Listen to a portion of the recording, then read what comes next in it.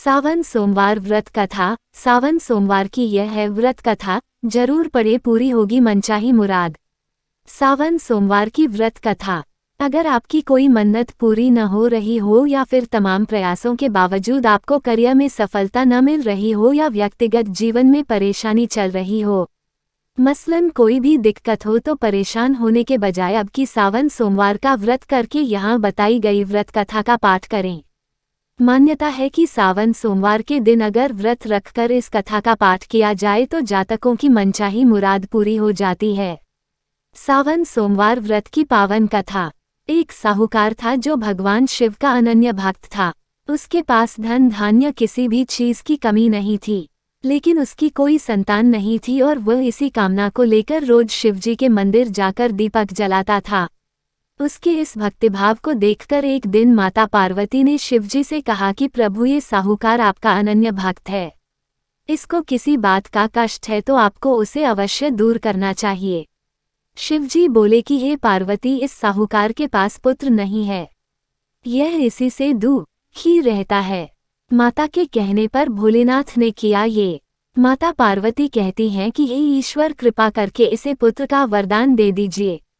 तब भोलेनाथ ने कहा कि हे पार्वती, साहूकार के भाग्य में पुत्र का योग नहीं है, ऐसे में अगर इसे पुत्र प्राप्ति का वरदान मिल भी गया तो वह केवल 12 वर्ष की आयु तक ही जीवित रहेगा।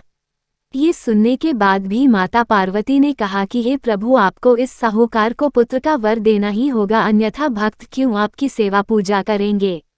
माता के बार बार कहने से भोलेनाथ ने साहूकार को पुत्र का वरदान दिया, लेकिन ये भी कहा कि वह केवल 12 वर्ष तक ही जीवित रहेगा। पुत्र की केवल 12 वर्ष की ही आयु सीमा। साहूकार यह सारी बातें सुन रहा था, इसलिए उसे न तो खुशी हुई और न ही दुख। वह पहले की ही तरह भोलेनाथ की पूजा अर्चना करता रहा। उधर सेठानी गर्भवती हुई और 9वें महीने उसे सुंदर से बालक की प्राप्ति हुई। परिवार में खूब हर्षोल्लास मनाया गया, लेकिन साहूकार पहले ही की तरह रहा और उसने बालक की 12 वर्ष की आयु का जिक्र किसी से भी नहीं किया। तब विवाह के बजाय बालक को भेजा काशी।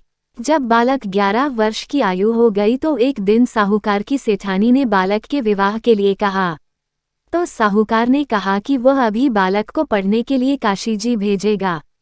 इसके बाद उसने बालक के मामा जी को बुलाया और कहा कि इसे काशी पढ़ने के लिए ले जाओ और रास्ते में जिस भी स्थान पर रुकना वहां यज्ञ करते और ब्राह्मणों को भोजन कराते हुए आगे बढ़ना। उन्होंने भी इसी तरह करते हुए जा रहे थे कि रास्ते में एक राजकुमारी का विवाह था। जिससे उसका विवाह होना था वह एक आंख से काना था। तो उसके पिता ने जब अति सुंदर साहूकार के बेटे को देखा तो उनके मन में आया कि क्यों न इसे ही घोड़ी पर बिठाकर शादी के सारे कार्य संपन्न करा लिए जाएं। तो उन्होंने मामा से बात की और कहा कि इसके बदले में वह अथाह धन देंगे, तो वह भी राजी हो गए। साहूकार के बेटे का विवाह।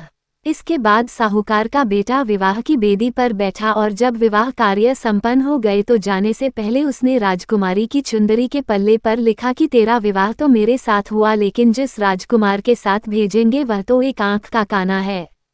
इसके बाद वह अपने मामा के साथ काशी के लिए चला गया। उधर जब राजकुमार ने अपनी चुनरी पर ये लिखा हुआ पाया तो उसने राजकुमार के साथ जाने से मना कर दिया। तो राजा ने भी अपनी पुत्री को बारात के साथ विदा नहीं किया। बारात वापस लौट गई। उधर मामा और भांजे काशी जी पहुंच गए थे। जब निकल गए भांजे के प्राण। एक दिन जब मामा ने यज्ञ रचा रखा था और भांजा बहुत देर तक बाहर नहीं आया तो मामा ने अंदर जाकर देखा तो भांजे के प्राण निकल चुके थे। वो बहुत परेशान हुए, लेकिन सोचा कि अभी रोना पीटना मचाया तो ब्राह्मण चले जाएंगे और यज्ञ का कार्य अधूरा रह जाएगा। जब यज्ञ संपन्न हुआ तो मामा ने रोना पीटना शुरू किया। उसी समय शिव पार्वती उधर से जा रहे थे तो माता पार्वती ने शिवजी से पूछा, हे प्रभु, ये कौन रो रहा है। तभी उन्हें पता चलता है कि यह तो भोलेनाथ के आशीर्वाद से जन्मा साहूकार का पुत्र है। पार्वती के कहने पर भोले ने दिया जीवनदान। तब माता पार्वती कहती हैं कि हे स्वामी, इसे जीवित कर दे, अन्यथा रोते रोते इसके माता पिता के प्राण निकल जाएंगे। तब भोलेनाथ ने कहा कि हे पार्वती, इसकी आयु इतनी ही थी सो वह भोग चुका। लेकिन मां के बार बार आग्रह करने पर भोलेनाथ ने उसे जीवित कर दिया। लड़का ओम नमः शिवाय करते हुए जी उठा और मामा भांजे दोनों ने ईश्वर को धन्यवाद दिया और अपनी नगरी की ओर लौटे। रास्ते में वही नगर पड़ा और राजकुमारी ने उन्हें पहचान लिया। तब राजा ने राजकुमारी को साहूकार के बेटे के साथ बहुत सारे धन धान्य के साथ विदा किया। और ऐसी हुई शिव शंभू की कृपा। उधर साहूकार और उसकी पत्नी छत पर बैठे थे।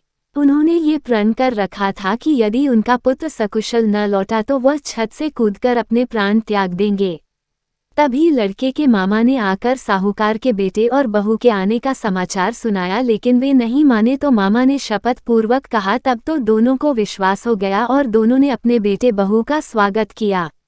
उसी रात साहूकार को स्वप्न में शिवजी ने दर्शन दिया और कहा कि तुम्हारे पूजन से मैं प्रसन्न हुआ। इसी प्रकार जो भी व्यक्ति इस कथा को पढ़ेगा या सुनेगा उसके समस्त दुख दूर हो जाएंगे और मनोवांछित सभी कामनाओं की पूर्ति होगी।